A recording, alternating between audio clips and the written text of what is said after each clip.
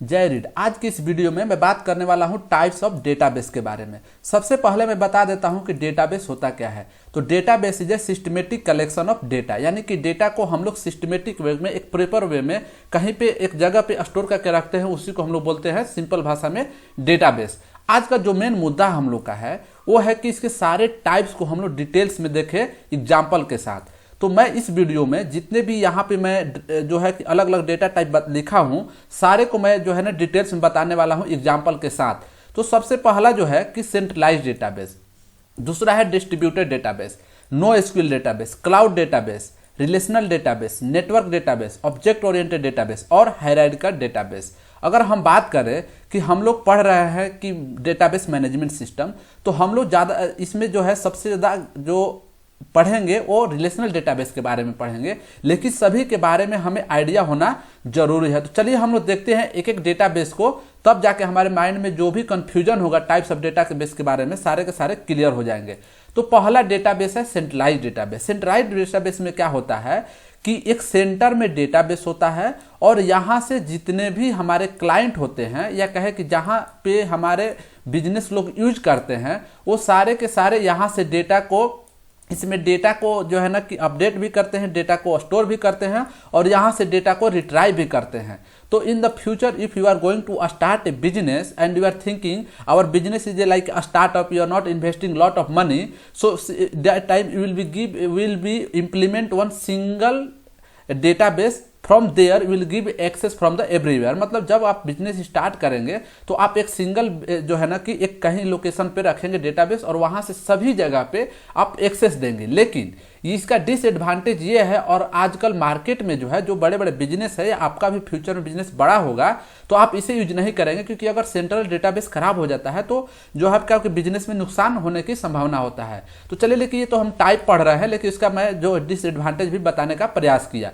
अब जो है ना कि दूसरा पॉइंट हम लोग देखते हैं, दूसरा है डिस्ट्रीब्यूटेड डेटाबेस। तो देखिए डिस्ट्रीब्यूटेड डेटाबेस में क्या होता है कि यहाँ पे अलग अलग जो है ना कि डेटाबेस होते हैं। जैसे कि मान लीजिए यहाँ डेटाबेस 1 है, डेटाबेस 2 है, डेटाबेस 3 है, और यहाँ से हम लोग जो है ना ये एक्सेस देते हैं अपने क्लाइंट को, और ये आपस में इंटरकनेक्ट होता है। जैसे कि अगर हम बात करें कि यहाँ पे जैसे DB1 है, DB2 है, DB3 है, तो देखिए ये आपस में भी क्या है, कनेक्टेड है, और यहाँ से हमारा जो क्लाइंट है, या कहे कि जहाँ पे हमारे डेटा को यूज किया जा रहा है, वो लोग भी यह सारे के सारे डेटाबेस से जो है ना एक्सेस करते हैं। तो इन द फ्यूचर अगर मान लीजिए ये डेटाबेस खराब हो गया, किसी कारण खराब हो गया, तो भी ये दो डेटाबेस से आपका एक्सेस जो है चलते रहता है। तो ये इसका एडवांटेज होता है।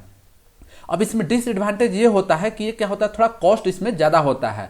तो जिसे देखिए अब डिफिनेशन में बात करें तो यहाँ पर लिखा है distributed database database that is spread across the different location या मल्टीपल इंटरकनेक्टेड डेटाबेस। तो वही बोल रहा है कि अलग अलग जो है ना डेटाबेस पे ये क्या होता है, लोकेट होता है, जो कि इंटरकनेक्टेड होता है, आपस में ये जुड़े होते हैं।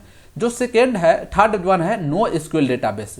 तो नो एसक्यूएल डेटाबेस को हम लोग बोलते हैं अनस्ट्रक्चर्ड डेटाबेस या सेमी स्ट्रक्चर्ड डेटाबेस। इसका मतलब क्या होता है, जैसे मैंने स्टार्टिंग में बोला कि हम लोग जो पढ़ने वाले हैं रिलेशनल डेटाबेस को डिटेल्स में पढ़ने वाले हैं। तो लेकिन इन द मार्केट, आज मार्केट में जो है नो एसक्यूएल डेटाबेस बहुत ही काफ़ी यूज होता है। जब हमारा ये डेटाबेस मैनेजमेंट सिस्टम का कोर्स कंप्लीट हो जाएगा, क्लास कंप्लीट हो जाएगा, तो मैं वहाँ पे नो एसक्यूएल डेटाबेस को भी डिटेल्स में MongoDB के बारे में बताऊंगा। तो देखिए होता क्या है, इसको समझ लेते हैं। यह एक नॉन रिलेशनल डेटाबेस होता है, जो कि इसमें डेटा जो है स्टोर होता है, एक मतलब टेबल और कॉलम के फॉर्म में स्टोर नहीं होता है। इसका जो मेन चीज है ना वो मैं बताता हूं कि देखिए MongoDB में जो भी डेटा स्टोर हम लोग करते हैं, यहाँ पे आईडी देना मस्ट होता है, यानी कि इसमें कंपल्सरी है कि आपको डेटाबेस में आईडी देना होता है। जबकि एसक्यूएल डेटाबेस में क्या होता है कि आपको वहाँ पे टेबल होता है और रो और कॉलम के फॉर्म में डेटा को स्टोर करते हैं। आज के मार्केट में MongoDB बहुत ही फेमस है। कैसेंड्रा है, कैसेंड्रा फेसबुक कंपनी यूज करती है, और फेसबुक आज जो भी मार्केट में अपने डेटा को स्टोर करते हो कैसेंड्रा के माध्यम से करती है, जो कि यह एक नो एसक्यूएल डेटाबेस है। तो आई होप कि इस चीजें आपको समझ में आएगा। बाद में इसको हम लोग डिटेल्स में देखेंगे हर एक चीज।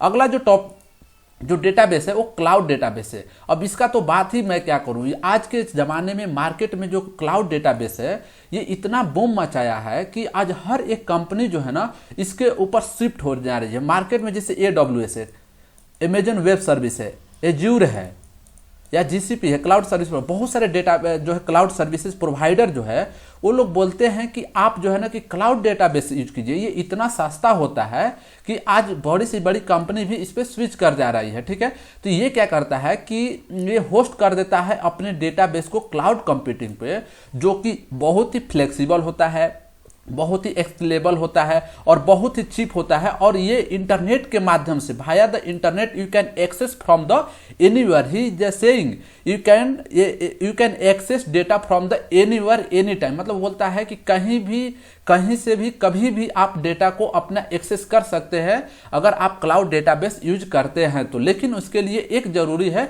इंटरनेट होना जरूरी है। बिना इंटरनेट के आपका डेटाबेस, क्लाउड डेटाबेस नहीं चल सकता है। जैसे एग्जांपल में है अमेजन का, जैसे कि मैंने बताया AWS का, औरोरा है, माइक्रोसॉफ्ट एजूर है और बहुत ही मार्केट में है। तो क्लाउड डेटाबेस वो होता है जो डेटाबेस को हम लोग क्लाउड कंप्यूटिंग पे होस्ट कर दिए होते हैं। अगला जो है रिलेशनल डेटाबेस। तो देखिए रिलेशनल डेटाबेस को हम लोग जो है ना डिटेल्स में पढ़ने वाले हैं इसी DBMS के लेक्चर में।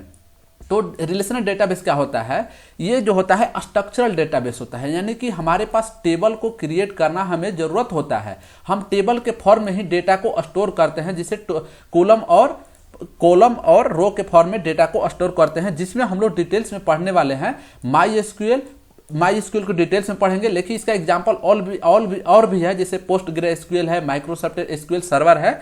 तो यह है यहाँ पर डिफिनेशन है जो कि आप लोग देख सकते हैं, यही बोल रहा है कि organise data into the table with the predefined relationship between them. तो यही कह रहा है कि पहले से डिफाइंड होना चाहिए, उसके बीच में ही हम लोग डेटा को रखते हैं। अगला जो है वो है नेटवर्क डेटाबेस। तो देखिए नेटवर्क डेटाबेस क्या होता है, रियल लाइफ में जैसे हम लोग नेटवर्क बनाते हैं, मान लीजिए यहाँ पे एक आपका फ्रेंड है और आपके फ्रेंड से एक दूसरे फ्रेंड के मुलाकात होता है, तो ये इस तरह से क्या है, एक जो है ना कि नेटवर्क बनते चला जाता है। इस तरह से नेटवर्क बनते जाता है, हम लोग आपस में एक सर्किल बना लेते हैं, जिसको हम लोग बोलते हैं कि हमारा नेटवर्क जो है ना स्ट्रांग है। किसी कॉलेज लाइफ में पढ़ते हैं तो बोलते हैं कि हम लोग का फ्रेंड सर्किल का नेटवर्क बहुत ही स्ट्रांग है। तो नेटवर्क का मतलब यही होता है कि अलग अलग जो एंटिटी होती है, जैसे कि मान लीजिए कॉलेज एक एंटिटी हुआ, CS डिपार्टमेंट एक एंटिटी हुआ, एग्जाम सेल हुआ, लाइब्रेरी हुआ, ये आपस में क्या है, एक जुड़े हुए हैं। ठीक है ना, किसके लिए, मान लीजिए स्टूडेंट है तो स्टूडेंट भी इसमें जुड़ा हुआ है, तो सारे का सारे क्या है, एक नेटवर्क बनाए हुए हैं।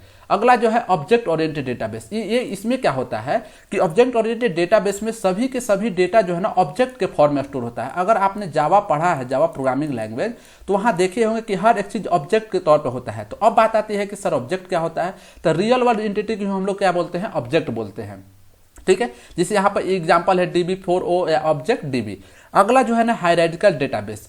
ये जो है हायरार्किकल को ऐसे समझिए कि जैसे कि मान लीजिए आपके ग्रैंडफादर हैं, ठीक है, आपके ग्रैंडफादर के बाद आपके पिताजी हुए, आप इसके बाद आप हुए, आपके बाद आपका सन होगा। तो वो क्या है, एक हायरार्की बना हुआ है आपके ग्रैंडफादर से लेके आपके सन तक। तो इसी टाइप के अगर डेटा को आपने कहीं भी स्टोर कराया है या उस टाइप के डेटाबेस को डिजाइन करके यूज करते हैं, तो उसी को हम लोग बोलते हैं हायरार्की डेटाबेस। जैसे कि मान लीजिए यहाँ पर यूनिवर्सिटी है, ठीक है, अब यहाँ पर यूनिवर्सिटी से जो है यहाँ पे बात करें कि डिपार्टमेंट होगा, स्टूडेंट होंगे, डिपार्टमेंट में प्रोफेसर होंगे, क्लासेज होंगे। प्रोफेसर हो सकता है फुल टाइम हो, गेस्ट टाइम हो, और डिपार्टमेंट क्लासेस CS का हो, सिविल का हो, मैकेनिकल का हो, स्टूडेंट जो है करंट स्टूडेंट हो या फॉर्मल स्टूडेंट हो। इस टाइप के जो है ना कि एक हायरार्की बना हुआ है। तो आई होप कि आप लोग को इस वीडियो में टाइप्स ऑफ डेटाबेस जो है क्लियर हो गया होगा। तो चलिए हम लोग फिर मिलेंगे, तब तक के लिए धन्यवाद।